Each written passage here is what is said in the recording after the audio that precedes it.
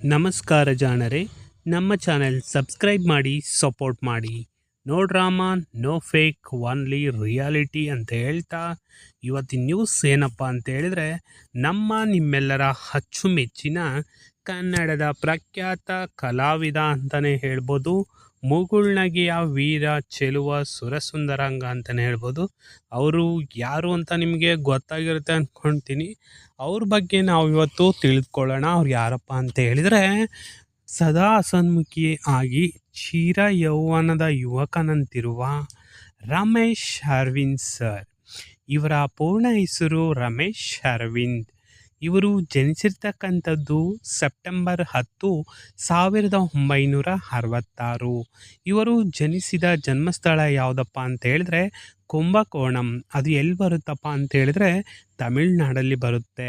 ತಂದೆ ರಾಧಾಕೃಷ್ಣನ್, ತಾಯಿ ಶೀಲಾ ಅಂದ್ಬಿಟ್ಟು. ಇವರು ವಿದ್ಯಾಭ್ಯಾಸ ಏನು ಮಾಡಿದಾರಪ್ಪ ಅಂತ ಹೇಳಿದ್ರೆ ಇಂಜಿನಿಯರಿಂಗ್ ಪದವಿಯನ್ನು ಪಡ್ಕೊಂಡಿದ್ದಾರೆ. ಇವರ ವೃತ್ತಿ ಬಂದ್ಬಿಟ್ಟು ನಟ, ನಿರ್ದೇಶಕ, ನಿರೂಪಕ, ಬರಹಗಾರರಾಗಿದ್ದಾರೆ.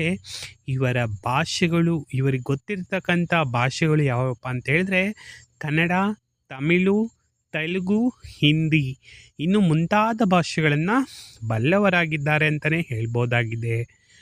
ಪ್ರಾರಂಭಿಕ ಜೀವನದ ಬಗ್ಗೆ ತಿಳಿದುಕೊಳ್ಳೋಣ.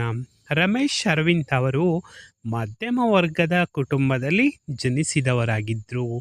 ಬಾಲ್ಯದಿಂದಲೇ ವಿದ್ಯಾಭ್ಯಾಸದಲ್ಲಿ ಇವರು ಉತ್ತಮರಾಗಿದ್ದರು ಅಂತಲೇ ಹೇಳ್ಬೋದಾಗಿದೆ. ಇಂಜಿನಿಯರಿಂಗ್ ಪದವಿ ಪೂರ್ಣಗೊಳಿಸಿದ ನಂತರ ಕೂಡ ಅವರ ಆಸಕ್ತಿ ಕಲಾಕ್ಷೇತ್ರದಲ್ಲಿ ಹೆಚ್ಚಿತ್ತು ಅಂತಲೇ ಹೇಳ್ಬೋದಾಗಿದೆ.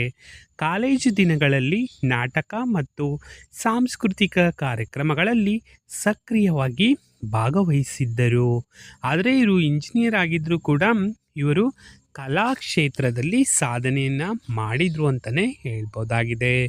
ಇವರು ಯಾವಾಗ ಚಿತ್ರರಂಗಕ್ಕೆ ಪ್ರವೇಶ ಮಾಡಿದ್ರಪ್ಪ ಅಂತ ಹೇಳಿದ್ರೆ 1980ರ ಕೊನೆಯಲ್ಲಿ ಚಿತ್ರರಂಗವನ್ನು ಪ್ರವೇಶ ಮಾಡ್ತಾರೆ. ಅವರ ಸಹಜ ಅಭಿನಯ ಶೈಲಿ, ಹಾಸ್ಯ ಮತ್ತು ಭಾವನಾತ್ಮಕ ಪಾತ್ರಗಳ ಸಮತೋಲನದಿಂದ ಅವರು ಶೀಘ್ರವೇ ಜನಪ್ರಿಯರಾದರು ಅಂತಲೇ ಹೇಳ್ಬೋದಾಗಿದೆ.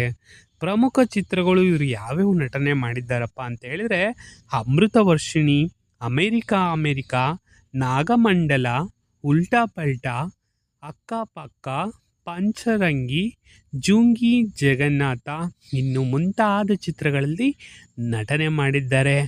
ಆದರೆ ಇವರ ಒಂದು ಚಿತ್ರಗಳಲ್ಲಿ ಯಾವುದೇ ವಲ್ಗರ್ ಇರ್ತಾ ಇರಲಿಲ್ಲ ಅನ್ನೋದೊಂದು ಇದರಲ್ಲಿ ಮೇನ್ ಪಾಯಿಂಟ್ ಅಂತಲೇ ಹೇಳ್ಬೋದಾಗಿದೆ. ಇವರಿಗೆ ಯಾವ್ಯಾವ ಪ್ರಶಸ್ತಿಗಳು ಬಂದಿದ್ದಾವಪ್ಪ ಅಂತ ಹೇಳಿದರೆ ಕರ್ನಾಟಕ ರಾಜ್ಯ ಚಲನಚಿತ್ರ ಪ್ರಶಸ್ತಿಯನ್ನು ಕೊಟ್ಟಿದ್ದಾರೆ, ಫಿಲಮ್ ಫೇರ್ ಪ್ರಶಸ್ತಿಯನ್ನು ಕೂಡ ಕೊಟ್ಟಿದ್ದಾರೆ. ಹಾಗೆ ಇನ್ನೂ ಹಲವಾರು ಪ್ರಶಸ್ತಿಗಳು ಇವರಿಗೆ ಲಭಿಸಿವೆ ಅಂತಲೇ ಹೇಳ್ಬೋದಾಗಿದೆ.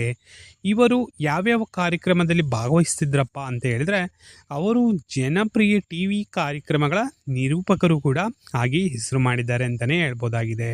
ಇವರು ಪ್ರೇರಣಾದಾಯಕ ಭಾಷಣಗಳನ್ನು ಕೂಡ ಮಾಡ್ತಾಯಿದ್ರು, ಯೂಸನ್ನು ಇನ್ಸ್ಪೈರ್ ಮಾಡ್ತಾಯಿದ್ರು ಅಂತಲೇ ಹೇಳ್ಬೋದಾಗಿದೆ. ಪುಸ್ತಕಗಳನ್ನು ಕೂಡ ಬರಿತಾ ಇದ್ದರು ಇವರು. ಹಾಗೆ ಸಮಾಜ ಸೇವೆಯಲ್ಲಿ ಕೂಡ ತೊಡಗಿಕೊಂಡಿದ್ದಾರೆ. ಇವರು ಹೇಗಪ್ಪ ಅಂತ ಹೇಳಿದರೆ ಇವರು ಎಲೆಮರೆ ಕಾಯಿಯಾಗಿ ಜೀವನವನ್ನು ಮಾಡ್ತಾ ಇದ್ದಾರೆ ಅಂತಲೇ ಹೇಳ್ಬೋದು. ಅವರು ವೈವಾಹಿಕ ಜೀವನದ ಬಗ್ಗೆ ಹೇಳಬೇಕಂದ್ರೆ ಅವರು ಅರ್ಚನಾ ಎನ್ನುವವರನ್ನು ವಿವಾಹವಾಗಿದ್ದಾರೆ. ಅವರಿಗೆ 2 ಮಕ್ಕಳಿದ್ದಾರೆ. ಇವರ ವಿಶೇಷತೆ ಏನಪ್ಪ ಅಂತ ಹೇಳಿದರೆ ಸರಳತೆ, ನಗುವು ಮತ್ತು ಸಂಸ್ಕಾರಗಳು ಅವರ ವ್ಯಕ್ತಿತ್ವದ ಪ್ರಮುಖ ಗುರುತುಗಳು ಅಂತಲೇ ಹೇಳ್ಬೋದಾಗಿದೆ. ಇವರ ಒಂದು ಜೀವನದಲ್ಲಿ ಯಾವ ಒಂದು ಇವರಿಗೆ ಬಂದಿರತಕ್ಕಂಥ ಯಾವುದೇ ಲೋಪದೋಷಗಳು ಕೂಡ ಇದುವರೆಗೂ ಬಂದಿಲ್ಲ ಅಂತಲೇ ಹೇಳ್ಬೋದಾಗಿದೆ. ಇದು ನಿಮಗೆ ಇಷ್ಟ ಆಗಿತ್ತು ಅಂದರೆ ನಮ್ಮ ಚಾನಲ್ ಸಬ್ಸ್ಕ್ರೈಬ್ ಮಾಡಿ, ಸಪೋರ್ಟ್ ಮಾಡಿ.